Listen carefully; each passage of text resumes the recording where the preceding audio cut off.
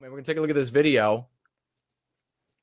Pop it up on the screen right now of this guy and Baloyi saying that white people are subhumans.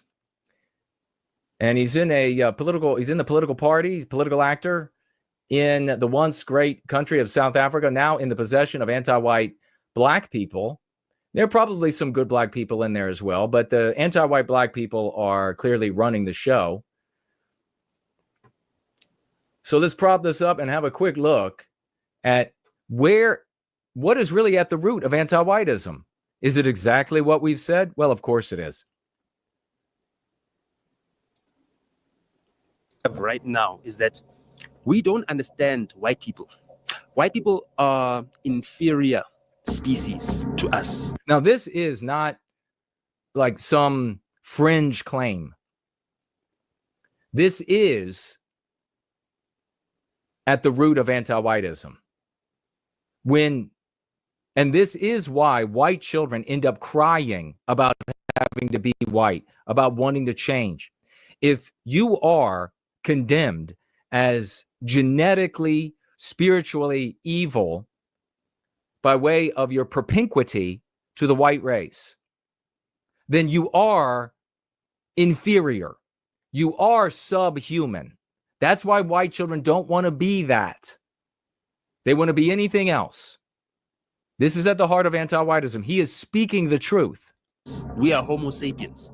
They've got Neanderthal blood in them. This is the science, and this is not science. Okay, so do not hear an anti-white like this saying this is the science and then go debate him on whether or not it's the science or whether or not it's a boon to have Neanderthal genetics or whether that's all a lost cause. That has never worked in the recapture of our debt. You're wasting your time, and we don't have time to waste. I mean, for God's sakes, look at how few people we have here. That was done by black people. It was done by them. Clive W. Lewis, they were eugenicists. They studied this, and they realized that they're inferior to blacks. The white population is shrinking and shrinking and shrinking and shrinking. Okay, so where he says the whites are inferior to blacks, don't start citing. You're wasting your time again. Don't be insecure.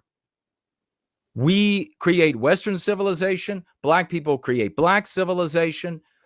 One is not better than the other. They're very different. Most people choose to want to live in the West, and people can draw their own conclusions from that. People are fleeing South Africa because it's more of a projection of black civilization as it's increasingly white erased. But there's no cosmic measuring stick. Do not get into this conversation with people. Fine. His position is that white people are inferior. Fine. He's anti-white for that position. Now you have here him saying something that's true. The white population is shrinking and shrinking. For us, it makes no sense to descend into the savagery that they have. Whatever land that they savagery that they have. Do not get into the debate about who is more savage and who kills more, and go get your crime color of crime report. All a waste of time. they're holding on to. Either way, their numbers are dwindling. Whatever. That's true. Why are our numbers dwindling? There are several causes. The largest, the most important, the thing that would turn it all around is that we are the villain in the anti-white narrative. No one wants to reproduce villains. You have even heard normal white people, vagues out there, I should say, not normal, vagues, say, white vagues, they don't want to have white children because the world is evil. That's them telling you that whites are evil. What is their world? They're not talking about Nicaragua. They're not talking about Sudan. They're talking about the West when they say the world is evil. They're not going to produce white children.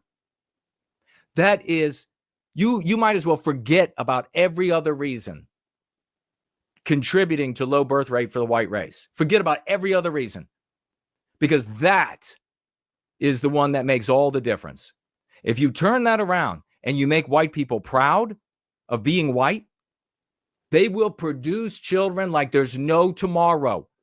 They will produce them in wealth. They will produce them in poverty. They will produce them like there's no tomorrow. Because in one case, in the anti-white narrative, if you produce a white child, you're producing a devil. You're producing gravel. On the other hand, if whites are proud, if we are pristine, if we celebrate ourselves, you are producing diamonds when you have children. You can forget everything else. Leadership that they had is dying out as well. And you know about wealth disappearing after the third generation. They're on the last generation. So their leadership is dying out. The leadership has been gone for a long time. The anti-whiteism infecting our leadership as a consequence of this selfish individualism before what you would call today contemporary or modern anti-whiteism was already a corrupt white leadership. How many generations back do you have to go and find healthy white leadership? So this kind of an arc for an entire race of mankind is not like over decades or even over a century and a half or anything like that. The leadership has been going corrupt for far longer. We're dealing with the weakest whites that the world has ever seen. Oh, so true. This guy. These are the weakest and the worst whites the world has ever seen. Leave it to this black guy in South Africa to say the truth. We are the weakest and the worst white race. That's why we have 100 people here on YouTube. That's why. Because this is the worst fucking white race that has ever lived.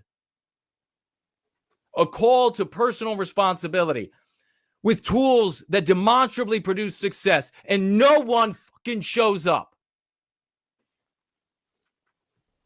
I want to explain this so that people don't think that, I'm being racist by saying whites are inferior genetically. We've got different categories of evolution. We are at the echelon of that. Whites are a step below because... Okay. Once again, poor English. An echelon is not apex. It's just a rank. Throwing in rare words to sound smart, but let's continue. So they are at the apex is what he's trying to say. And white people are at the bottom. Because they've also got Neanderthal. White people are at the nadir. DNA. Unfortunately, by the strictest definition of what a human being is, white people are just below human beings. You are negotiating with an animal, a wild dog. So, again, it's not only this guy that thinks that way, but it's your little white babies crying about being white. What am I? Why do I have to be white my whole life? Where's the sink? Can I wash off being white? This ain't the only guy thinking this. This ain't the only guy that's been taught this. This in South Africa. You find white children making these, and their parents making these videos in Canada, the United States, the UK, Germany. You find it everywhere.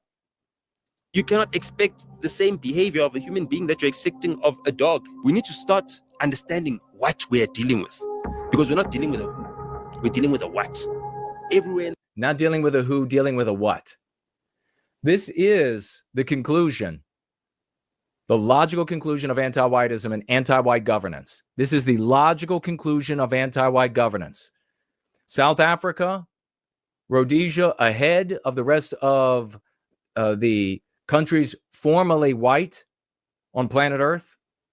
Logical conclusion.